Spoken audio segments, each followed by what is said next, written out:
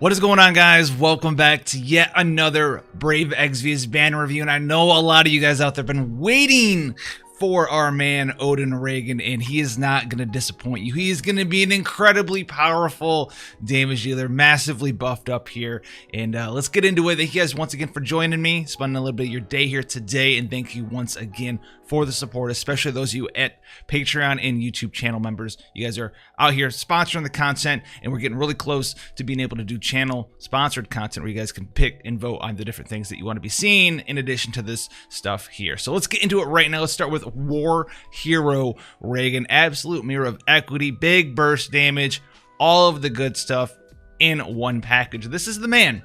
He's prime. He's here. He's not deadbeat dad anymore. He is here with his other guy, the backup, the big Odin. Now we have TMR here, Odin Synergy. This can give you 30% attack when you have a dagger sword, great sword, or katana on. These do stack, so if you're wearing a great sword and a katana, just like his old TMR, this can give you 60% attack. On top of that, it gives you 25% true dual wield, so that's where it kind of isn't the greatest thing ever, because most of the time, like we could talk about, true dual wield comes in multiples of 50 usually. 50, 100, those are the two sort of things that we see all the time. This is 25%, so you're going to either be going over the cap, or you're gonna have to pair this with something weird like Aloha Lastwell TMR. You can do that. 25 plus 25 makes it go nice and neat in one little bundle there. So his super TMR here is going to be a sword that gives you 188 attack. It's one-handed, of course, and it has the effect of imbued with the Knight Rider's might. Hasselhoff himself is coming in. This gives you 50% true dual wield, so it is another incredibly solid option for War Hero Reagan here, and you compare this with something crazy like Xanthetsuken or something else, and just really get in there and just not have to worry about true dual wield from anywhere. But this gives you 50%, very similar to Xanthetsuken, but it has more attack on it. But it doesn't have the LB damage, but it does have that 50% true dual wield with a big 188 attack. Weapon selection for him: daggers, swords, great swords, katanas, bows, fist weapons, guns, and spears. So he can wear a lot of the really good weapons in the game, even like the weird like off meta ones, right? There's still like the Longinus and all the different Quicksilvers of the world that we get from trial fights that have these giant killers on them. He can wear the vast majority of them. Armor selection, he can wear everything but heavy shields, all right, and robes. So he's got a lot of stuff there. So all the good hats and helms and clothing and heavy armor and clothing and light armor and clothing and light armor and clothing, he can wear them all, guys. He's got them all. He's going to be fit up there for a king. So let's get into his effects here, special abilities. Let's talk about some of the unique ones. His first skill here is Instant Flash Odin. Very small utility skill. If you need that extra couple of Evo Gauge crystals, this does give 2 Evo Gauge crystals. He's not a summoner, but that is something that he can do there. He does have a blue Blade of Ruin here for 60% attack and magic break. Nothing crazy. He does have a defense and spirit buff and a physical damage mitigation for himself as well. And then we have unequaled strength here, 200% attack buff, 50% LB damage, and 150% high tide for the caster. Those are his four sort of whatever skills. As we get into his real skills, though, we have Flaming Edge and Fractal Edge. All right, so these are going to do his 2 imbues. We have a fire skill and an ice skill, so he's got fire imbue and he has ice imbue attached to an AT, absolute mirror of equity, and global skill. So chaining skill, and on top of that, not only are they imbuing him, but each of them do give him a 100% killer buff against dragons and undead. So very, very, very, very, very, very, very strong, big prominent part of his kit there. We have Knight Rider's Edge, which can be a chain finishing skill, 5.5 mod, ignore 50% defense. You probably won't be using this skill super often, but we'll see as we get down in here what exactly you're going to be using. We have the Mountain Dive Odin here, which is going to be a 60% full break for 1 turn, so a little bit of support attached to his absolute mirror of equity. If you need that support, you have no one else to break, he can do that for you, but that's not really why he's in your party. But then we have Blades of Azure Crimson, Fire and Ice and Peril, 100% absolute mirror of equity. So this is his 100% imperil. You bet your button that he's got the imbues, he's got the imperils, he's going to have the damage, and this is where the damage is going to come from. Octo Strike Blade. I know, Octo Strike Blade, very weird name. It is absolute mirror of equity. and it has a front part and a back part. So the first 7 hits 5 times mod, ignore 50% defense. Final hit 8 times mod, ignore 50% defense. And this is going to get multiplier increases. And this goes all the way up to, I do believe, like a 70-ish mod. It's crazy. He does so much damage, guys, with this skill. This is his mainstay DPS ability. Now we have Divine Determination. Okay, this is going to be a 13.0 mod, ignore 50% defense to one enemy. It increases the multiplier of Knight Rider's Edge by 14.5 for 3 turns to the caster. Knight Rider's Edge is that chain finish skill, so this is going to bump it up to a 20.0 mod, ignore 50% defense there, but this does cost 10 Esper Gauge crystals, and it's really not that big of a deal. He does have built-in dual cast, and then getting into his 7-star skills, Complete Awakening, a Knight Rider, removes all buffs from all enemies, so that's a big one there. It's only buffs. It'll leave your debuffs on, so he can dispel for you too. Gives himself a 250% attack buff, makes himself immune to attack break, and gives him triple cast for 5 turns. Then we have Azure Flame Edge. This is going to be a 4-turn cooldown available on 4. This is going to be a 120% imperil with a 34 times mod in the first 7 hits, followed by a 37 times mod on that final hit. So yes, this skill does do a big burst of damage. This is 71 all on its own. 71 mod. Followed up by Crimson Frost Edge, which is going to be the ice version of this with the Ice Imperil, still a 71 mod. Now these skills are already elemental locked there for you, right? So if you're Azure Flame Edging, it's always at least fire physical damage, and Crimson Frost Edge is ice physical damage. So if you want to put both of them in your rotation, you are definitely going to need to have both the fire and the ice imperil up, which these skills do for you. But not only that, you don't want to be using them on bosses who may be immune or absorb one of the 2 elements. So keep that in mind as you're going through the kit here. His final skill is the War Hero Swift Attack, which increases physical damage against dragons and undeads by 4 turns to the caster, and is also a 25 times mod, ignore 50% chain finish skill. This does cost his full LB gauge, so you're using this primarily here for the 150% dragon and undead slayer. All right, now let's get into his passives here. Most notably, he is going to have a lot of attack. All right, he's got 50% attack with a dagger, a greatsword, a katana, and a sword. So if you want to have any of these on, right, the 50% attack bonuses, if you're looking to max out your attack, then use like sword katana or sword greatsword or sword katana, whatever it is that you have access to. Those are going to be the ones for the big 100% attack bonus there. On top of that, he does have 50% unconditional attack and then 30% attack, defense, and spirit. He does get defense and HP when equipped with great swords or swords. He also gets spirit and MP when equipped with daggers. So he's going to get attack and then a secondary stat with each of his weapons. Remember, dagger, greatsword, katana, sword. Those are the ones that you're looking for to have in conjunction equipped to him at the same time, because he is true dual wielding. And speaking of true dual wielding, he does come with 150% true dual wield. So if you can get 50% from somewhere else, you're going to be good to go with this character. Remember, his TMR only gives 25%. And if you look at his trustability, this is where 50% of that dual wield that he comes with in the passive comes from. So you're going to need to have either his STMR on, which will give you 200% true dual wield because it procs his trustability, and the super TMR has the 50% true dual wield on it as well. Or you're going to wear his TMR and then something like Aloha Lastwell's TMR, and that's going to cap you out as well there, guys. Now, the rest of his passives here, we have Dragon Killer, Reaper Killer, then we have Flaming Edge, all of those different skills we just went over, including Octo Strike Blade. He has a passive 7 times mod increase. This is huge because remember, Octo Strike Blade is his main damage dealing skill, and these multiplier increases are applied 4 times. So this 7 times mod is actually a 28 times mod increase to Octo Strike Blade. This is part of the reason why that skill gets to be so hard hitting. He's immune to paralysis as well as sleep. He does have the true dual wield 6 times mod. He does have base dual wield. He has 100% LB damage. He has 100% LB high tide, 2 LB gauge crystals per turn.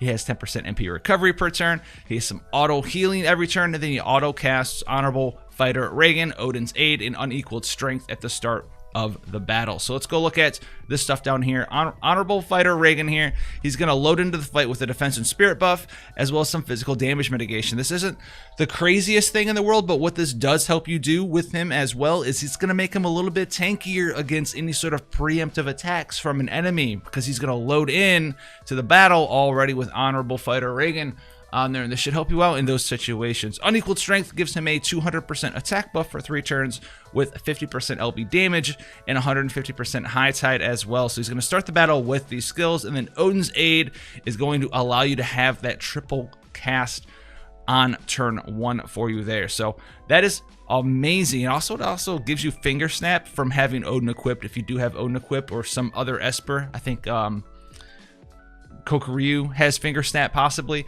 It's going to allow you to triple cast not only Reagan's skills that are innate to him, but also the skill Finger Snap no matter where it comes from, which is pretty interesting if you think about it in that way. Now let's talk about his magic real quick. He does have Kiraga in full life for a little bit of support. He does have that full life doing the old Noctis thing from back in the day. And then his LB here is the Azure Crimson Zantetsuken, 46 times mod, 120% fire and ice and peril, and then a 4 times multiplier increase to all of his skills, including the most important one, Octo Strike Blade Odin. He is a very easy character to utilize, and he does do a bunch of damage. You're going to load into the fight. You're going to have triple cast unlocked on turn 1. So you're going to be able to go in there. You're going to be able to use Complete Awakening Rider for one of your 3 skills to get you that nice 250% attack buff and re-unlock the triple blade attack for you right there. And then you're going to be able to go in here. You can imbue yourself with one of his 2 imbues, Flaming Edge or Fractal Edge. Or maybe even don't imbue yourself if you're using an elemental weapon, but you're going to get the Dragon and Undead Killer buff. You're going to get the imbue of your choice, and then you can come in here and you get that Fire and Ice and Peril, and kind of just be ready to go. Just be ready to go from right on there. And after that, you're going to want to use your LB, right? You're going to want your LB, cost 36 LB crystals, and then this is going to get you that 4 times mod, and then you're going to start firing off your triple cast Octo Strike Blades. This is pretty much what he needs to do. He's very simple and easy to use, because the only sort of multiplier increase buff that you're getting for Octo Strike Blade that's not a passive is the one from his Limit Burst. So get his Limit Burst up, fire it off, get that extra 4 times mod, which goes in there 4 times, so an extra 16 times mod, and start firing off that Octo Strike Blade. Now, even if you don't have that LB ready to fire off, Octo Strike Blade here, remember, is still 8, ignore 50%. So this is going to be 16, and this is going to be 10. So it's 26 base, right? And then the passive gives another 28 here. So 26 plus 28, you're going to be having a very high 60-something times mod straight away without having to do anything. This is just a 60-something times mod base with no setup. So even if you don't want to fire his Limit Burst off, you're doing Dark Visions, you want to kill on turn 2 or instead of 3 or something of that nature, you can do that with him. He's going to hit incredibly hard, incredibly fast. And also, speaking of Dark Visions, if you did get your hands on Kadaj, he's going to be a pretty decent partner for War Hero Reagan, because they're in there, absolute mirror of equity, bursting right away as much as possible, chain him up, triple cast, absolute mirror of equity. It's going to be a good time in there. Those are 2 characters who are very strong with one another there. Now, enough of War Hero Reagan and his skills. Should you go for him? If you're a War Hero Reagan, you've been waiting for this man, you already have your decision made at this point. That's kind of where FFBE is. Yes, go for him. He is by far the best chaining damage dealer in the game. Does more damage than anyone else because his multipliers are absolutely, positively banana sandwich supreme. Banana sandwich supreme today. So he's incredibly powerful. Now, obviously, do you need the greatest and latest? You don't. I've always said you do not need the latest and greatest damage dealer. I'm probably not pulling on any damage dealers at all ever again, unless it's just for fun. But I that's where I'm at. I'm waiting for Neo Visions as far as damage dealers go. I do not care. There's only one other character that I'm looking forward to getting, and that's not to use that character, but it's to get a piece of equipment for the future, and that character is actually going to be the 2nd generation of the War of the Visions collaboration with Stern and Catone on it. Now, enough of that. We'll talk about that when it comes to the time, but let's talk about 4 Winds Physalis. Once again, she is going to be in here as a Chaos Wave Awakened magic damage dealing character. Her TMR is Tetrasyphilid Synergy. 20% MP, 50% magic. Enables dual wield of one-handed weapons. And Blue Storm is her STMR. 180 magic, 88 attack, imbued with the Wind Sprite's Might, which gives you 20% reduction in MP costs on skills and abilities. So it's pretty powerful. The TMR is pretty notable as a quintessence upgrade, right, from Old Medina. This is going to be useful for all of those mages who have true dual wield in their kit, but they don't have any actual dual wield as a passive, right? We've seen a lot of characters who come out with 100%, 150% true dual wield, but they have no dual wield. So you have to give them a way to actually equip 2 weapons. This is going to be a way to do that with this TMR here. Now, 4 wins Physalis here. Weapon selection, daggers, throwing weapons, guns, and spears. This is her biggest weakness, guys, is she does not actually have, as a mage, a lot of ways to wear mage weapons. So you're going to need to come up with some way to give her something. Obviously, if you have something like AI Katie Perry Super TMR, this goes away instantaneously because AI Katie STMR gives equip, whip, and equip rod, while also giving you insane magic bonuses for having those on. It's just an insane Super TMR and fixes all of this character's problems. But if you don't have access to that, you might be needing to look at putting on like equip rod or something of that nature, so you can actually get in there and put some decent weapons on here, which is a pretty big downside, if I do say so myself. Another downside here is her armor selection: hats, helms, clothing, light armor. No robes. She's a mage that cannot wear robes, so this is already a pretty big downside for 4 wins Physalis. Now let's get into her special abilities here. We have Tetra Shot, which is water and wind damage, barrage style to all enemies. It's really not... We'll get back to it, all right? We'll get back to it. It needs a bunch of multiplier increases, okay? We have the Magic Splash Bullet, which is Chaos Wave Awakened, increases your Evo gauge. We have the Magic Storm Bullet, Chaos Wave Awakened wind magic damage, increases your Evo gauge. Updraft, which is a magic and spirit buff for the caster for 3 turns and gives her Magic Bird Killer as well.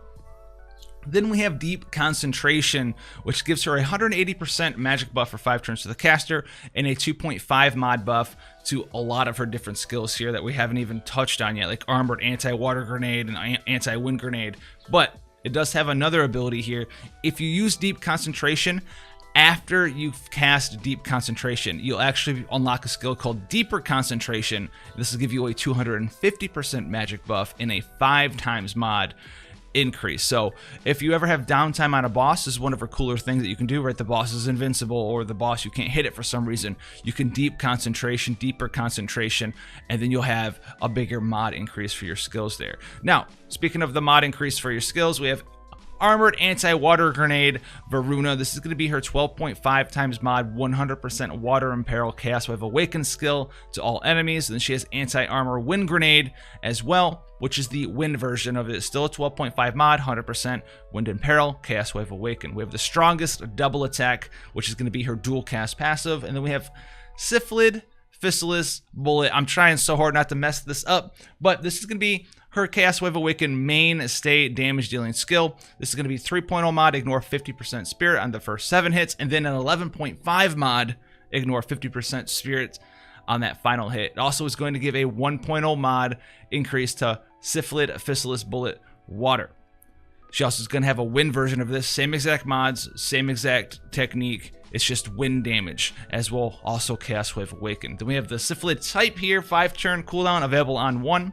120% water and wind imperil for 4 turns to all enemies, 250% magic buff for 4 turns to the caster, makes her immune to magic break, and gives her 100% wind resist as well, and then unlocks triple cast for 5 turns to the caster. Then we have Physalis type, which is going to be a 5-turn cooldown on 1, 70% spirit break, negates 3 physical attacks for 4 turns to the caster, 100% water resistance for 4 turns to the caster, and then gives the very important 3.0 mod increase to all of her different skills there. So that's where you're going to get another little bit of your mod increase, and then a skill that comes out right away. This is going to be something that you're going to be using a lot here. Now we have the F-type Strongest Storm Shot, 5-turn cooldown, available on 5. It is Chaos Wave Awaken, but it is broken down into a 3-part skill. It's got 4 hits into 3 hits into 1 hit. So the first 4 hits, 3.0 mod, ignore 50% defense, followed by an 8.0 mod, ignore 50% defense, followed by the very final hit, an 18.5 mod, ignore 50% defense. We also have F-type Strongest Storm Shot. This is going to be the wind version, same exact thing, same exact mods, Chaos Wave Awakened, 3 mod, ignore 50% defense, followed by an 8 mod, ignore 50% defense, followed by an 18.5 mod, ignore 50% defense. Now, these are all very, very powerful, and this is where her big burst damage does come from. Okay, this is because any sort of multiplier increase that goes into these skills is applied 6 times. 2 times up here, because 3.0 ignore 50%, then 2 times here, and then 2 times here. So if you have something that gives it a multiplier increase, like, oh, I don't know, deeper concentration 5 times mod, that is actually going to be a 30 times mod increase right there. And then we have another 3 times mod here from Physalis type, which is actually going to be an 18 times mod. So it's 48 times mod worth of stuff you can put into this skill and absolutely just crack this off and just do a lot of damage there. So those are her 2 big damage dealing skills. Now remember though, they are water and wind locked already. Now going into her passives though, we are going to look down here first and foremost for something that actually buffs them. She does have a 1.0 mod buff to all of her skills, so this is going to be a 6.0 mod buff to her F-type strongest storm shots, both the wind and the water version. As far as other passives, she does have 100% Bird Eater. She has some magic and HP passives. She does have 150% true dual wield magic as well. She's got a little bit of tankiness. She's got a little bit of spirit here and there strewn around, but nothing super crazy. She's got like 60, 45, something like that percent. Defense and spirit. She's got a little bit of HP as well. It looks to be like 50% HP, so nothing super crazy. She's not like a super bulky mage or anything of that nature, but she does have 30% magic evasion and 30% physical evasion. She also has 20% water and wind resistance and is also immune to sleep, silence, paralysis, and confusion. She does have native dual wield, 100% high tide, and auto cast updraft at the start of the battle, which gives her a self 150% magic and spirit buff and 100% magic damage increase against birds. Her limit burst here is the Hurricane Lancer, 120% water and wind and peril, 44.5 mod, and then does the most important thing, giving a 5 times mod increase to her skill. So her big damage dealing skill here is obviously the F-type strongest storm shot, Varuna plus and Va-U plus. These are the biggest ones. You want to fire these off with all of her LB damage stuff up, right? The mod increase from her LB damage,